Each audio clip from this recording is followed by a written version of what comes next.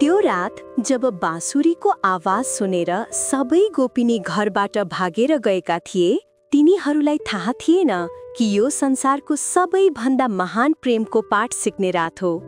यमुना किनारको वृन्दावन गाउँमा एक पटक एउटा अनौठो घटना भयो। त्यो घटना यति गहिरो थियो कि आजसम्म मानिसहरू त्यसको बारेमा बोल्छन्, गाउँछन् र ध्यान गर्छन्। वृन्दावनमा धेरै गोपिनीहरू बस्थे।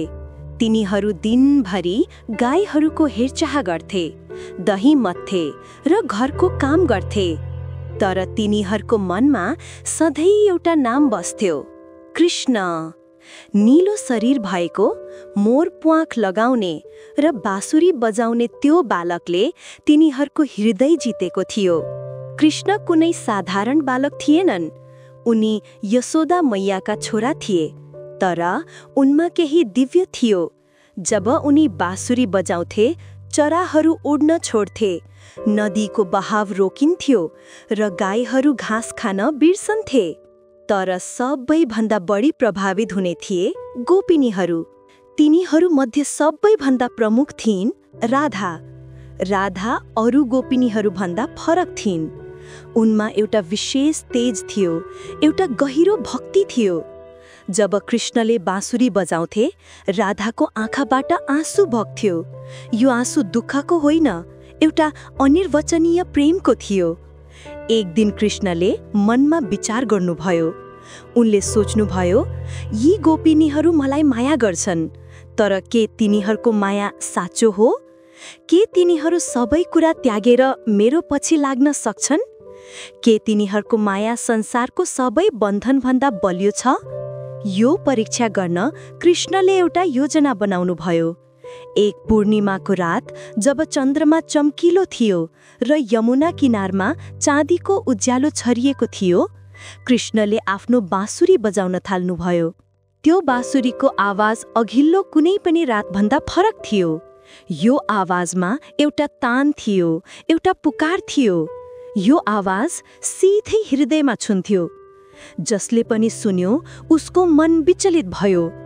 गाउँका सबै गोपिनीहरूले त्यो आवाज सुने। तिनीहरू त्यस बेला आफ्नो घरमा थिए। कोही पतिसँग खाना खाइरहेका थिए, कोही बच्चा सुताइरहेका थिए, कोही घरको काम गरिरहेका थिए। तर जब बाँसुरीको आवाज आयो, सबै ठाउँमा रोकिए। पहिले तिनीहरूले आफूलाई रोक्न खोजे। तिनीहरूले सोचे, अहिले राति भइसकेको छ, घर छोडेर जानु ठीक हुँदैन। परिवारले के भन्लान्, समाजले के सोच्लान्? तर बाँसुरीको आवाज रोकिएन। यो बजिरह्यो र हरेक नोटले तिनीहरूको हृदयलाई झन तान्थ्यो। अन्तमा तिनीहरूले आफूलाई रोक्न सकेनन्। एक एक गरेर गोपिनीहरू आफ्नो घरबाट बाहिर निस्किन्। कसैले आफ्नो पतिलाई खानाको थाल नै छोडिदिन्, कसैले बच्चालाई बिचैमै नै सुताइदिन्, कसैले श्रृङ्गार अधुरो नै छोडिदिन्। तिनीहरू सबै एउटै दिशामा दौडिन्, यमुना किनारतिर, जहाँ कृष्णको बाँसुरीको आवाज आइरहेको थियो। तिनीहरूका परिवारले रोक्न खोजे। पतिहरूले रोके, आमाले रोकिन्, भाउजूले रोकिन्। तर तिनीहरूले कसैको कुरा सुनेनन्। तिनीहरूको मनमा त्यो बाँसुरीको आवाज बाहेक केही थिएन। राधा सबभन्दा अगाडि दौडिरहेकी थिइन्। उनको हृदय यति जोसले भरिएको थियो कि उनलाई बाटोको कुनै होस थिएन। उनका खुट्टामा काँडाहरू लाग्थे, तर उनलाई पीडा महसुस हुँदैन थियो। उनको मनमा एउटै विचार थियो, कृष्ण मलाई बोलाइरहनु भएको छ, म जानुपर्छ। जब सबै गोपिनीहरू यमुना किनारमा पुगे, तिनीहरूले कृष्णलाई त्यहाँ उभिएको देखे। चन्द्रमाको उज्यालोमा कृष्णको नीलो शरीर चम्किरहेको थियो। उनको मुस्कानमा एउटा रहस्यमय मिठास थियो। गोपिनीहरू खुसीले उनको वरिपरि जम्मा भए। तिनीहरूले सोचे, अब कृष्णसँग रहन पायो, यो हाम्रो जीवनको सबैभन्दा सुन्दर मौका हो। तर अचानक कृष्णले केही गर्नुभयो, जुन कसैले पनि सोचेका थिएनन्। उनले गोपिनीहरूलाई हेर्नुभयो र भन्नुभयो, तिमीहरू यहाँ किन आएका छौ? राति भइसकेको छ। तिमीहरूले आफ्नो घर छोडेर आउनु ठीक भएन। समाजले तिमीहरूको बारेमा के सोच्लान्? तिमीहरूका पति, परिवार चिन्तित हुनेछन्। अब फर्केर जाओ। यो शब्द सुनेर गोपिनीहरू स्तब्ध भए। तिनीहरूले आफ्नो आँखामा विश्वास गर्न सकेनन्।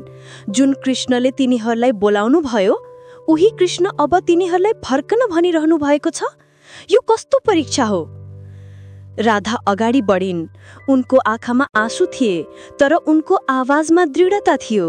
उनले भनिन्, हे कृष्ण, तपाईँ हामीलाई फर्कन भन्नुहुन्छ? तपाईले आफ्नो बाँसुरीबाट हामीलाई बोलाउनु भयो।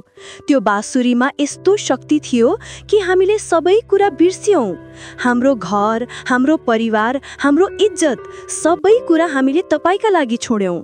अब तपाईँ हामीलाई फर्कन भनिरहनु भएको छ? उनले थपिन्, हे माधव, अब हामी फर्कन सक्दैनौं। हामीले हाम्रो हृदय तपाईलाई दिइसकेका छौं। घर फर्केर के गर्ने?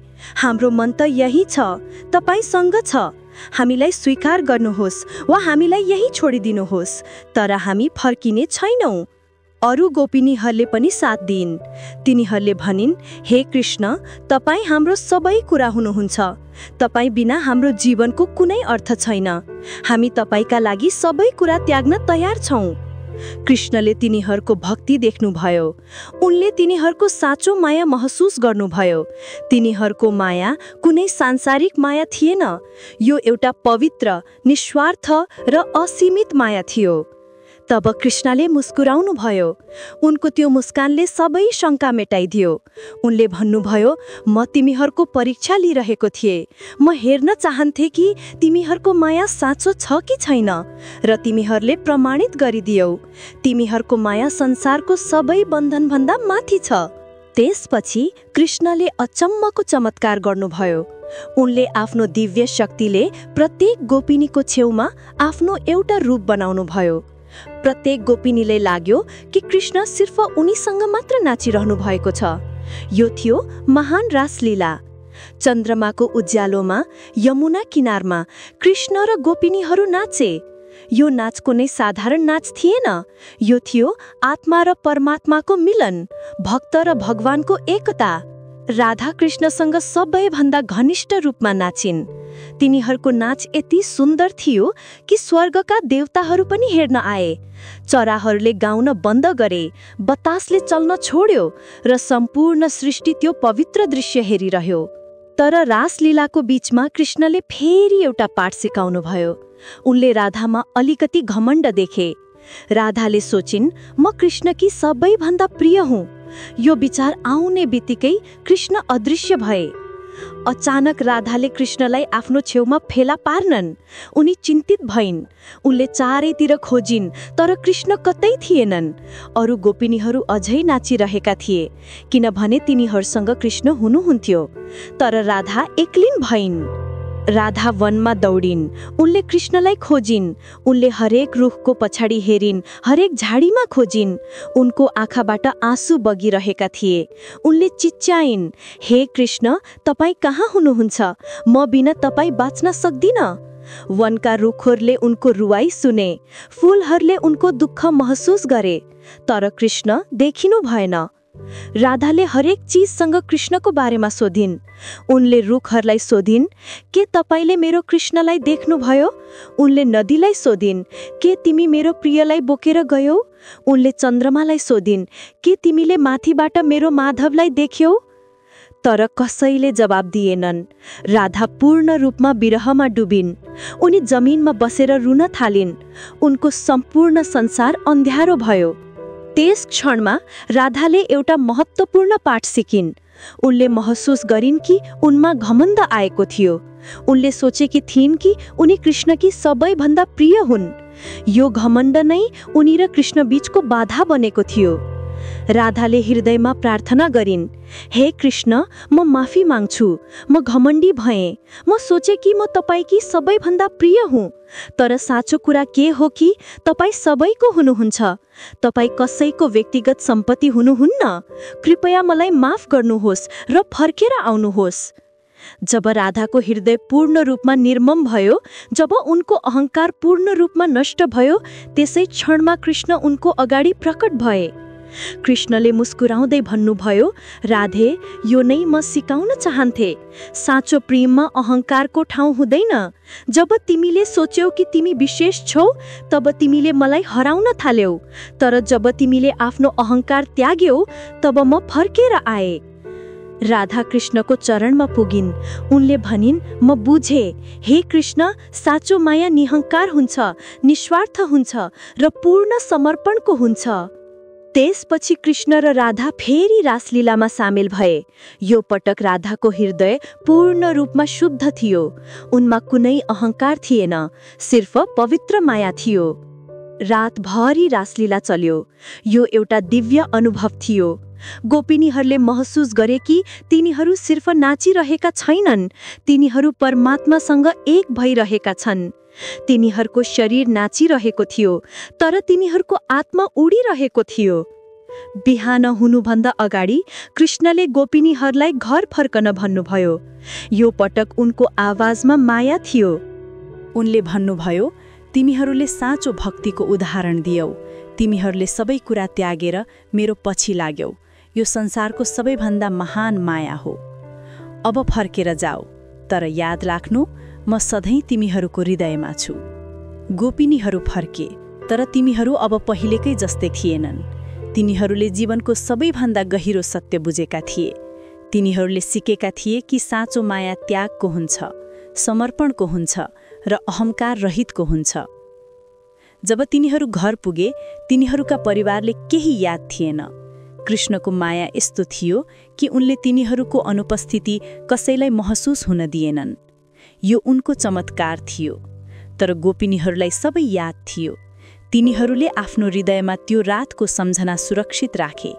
त्यो रात जब तिनीहरूले कृष्णसँग नाचेका थिए, जब तिनीहरूले दिव्य प्रेमको अनुभव गरेका थिए। राधाको जीवन पूर्ण रूपमा बदलियो। उनी अरू पनि विनम्र भइन्, अरू पनि भक्तिमय भइन्। उनले हरेक क्षणमा कृष्णलाई महसुस गर्न थालिन्। फूलको सुगन्धमा, चराको गीतमा, बतासको स्पर्शमा। यो कथाले हामीलाई सिकाउँछ कि साँचो माया भौतिक होइन, आध्यात्मिक हुन्छ। यो स्वार्थी होइन, निस्वार्थ हुन्छ। यो अहङ्कारको होइन, समर्पणको हुन्छ। गोपिनीहरूले कृष्णलाई माया गरे किनभने तिनीहरूले उनमा परमात्मा देखे। तिनीहरूको माया सांसारिक आकर्षणको थिएन, यो आध्यात्मिक जोडको थियो। तिनीहरूले आफ्नो सम्पूर्ण अस्तित्व कृष्णलाई समर्पित गरे।